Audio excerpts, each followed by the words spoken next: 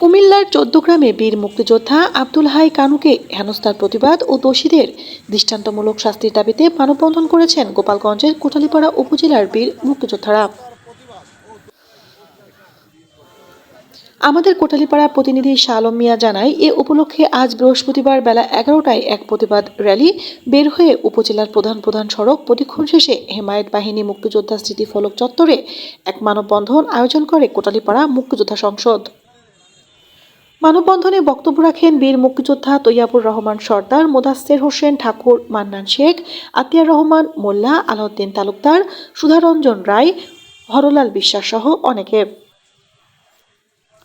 এ সময় অন্যদের মধ্যে বীর মুক্তিযোদ্ধা মতিয়ার রহমান শেখ, বাদশা মিয়া তালুকদার, গৌরাঙ্গ ওঝা, মুজিবুর রহমান, ইসাক ফকির, আব্দুর রাজ্জাক শেখ, মুক্তিযোদ্ধা প্রজন্ম শাহ আলম মিয়া সহ বীর মুক্তিযোদ্ধা, শহীদ এবং মুক্তিযোদ্ধা পরিবারের সদস্য ও মুক্তিযোদ্ধা প্রজন্ম সহ বিভিন্ন শ্রেণী পেশার মানুষ উপস্থিত ছিলেন।